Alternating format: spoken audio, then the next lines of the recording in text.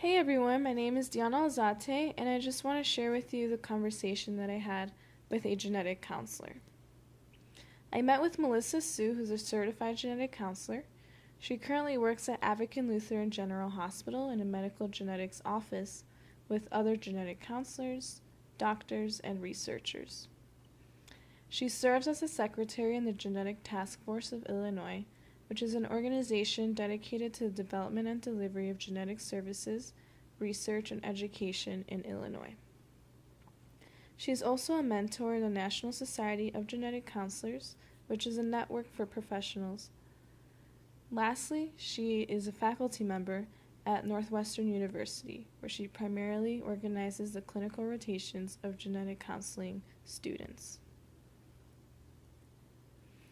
One of the biggest things that I learned from our conversation was how a typical work week looks.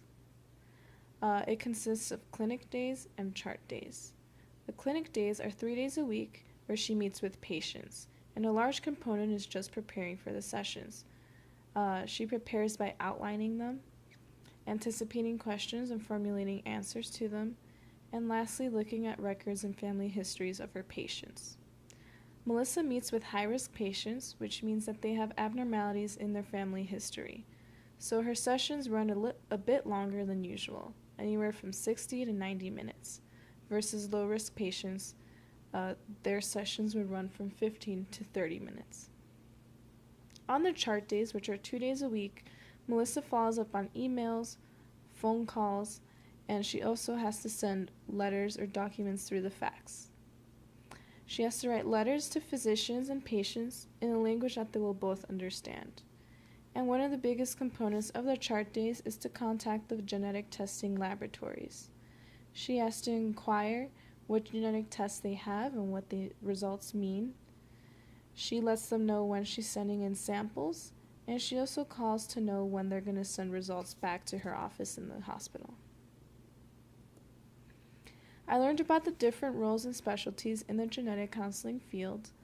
Melissa Sue is a general genetic counselor, so she actually meets with patients that fall into any of these groups.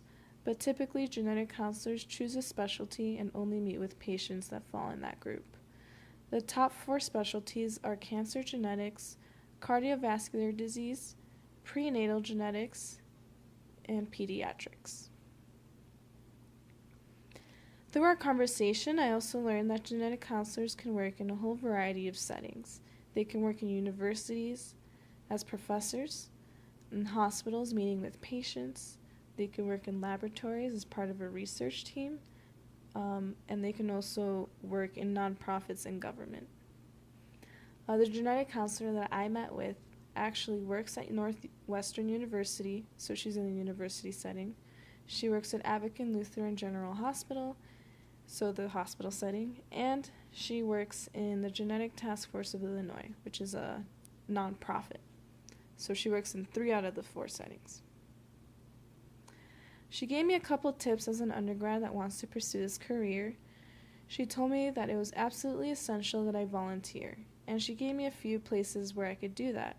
She encouraged anywhere that's a crisis center, a center for people with special needs, or support groups. She says that all of these experiences require me to interact with people in very difficult situations, and it forces me to develop my interpersonal communication skills, which is very essential for the field of genetic counseling. She also recommended that I get exposure to the field by either shadowing a genetic counselor or working as an assistant. However, these opportunities are very rare, so she also encouraged me to conduct informational interviews with other genetic counselors. And lastly, she told me to look at the rotations in the programs of my interest. She said that in particular, look at the duration and variety. For example, would I prefer a program with a lot of clinical rotations that are all short, or would I like a program with a few clinical rotations that are longer each? And also to pay attention to the location of those rotations to see if any programs have rotations in places where I might want to work in the future.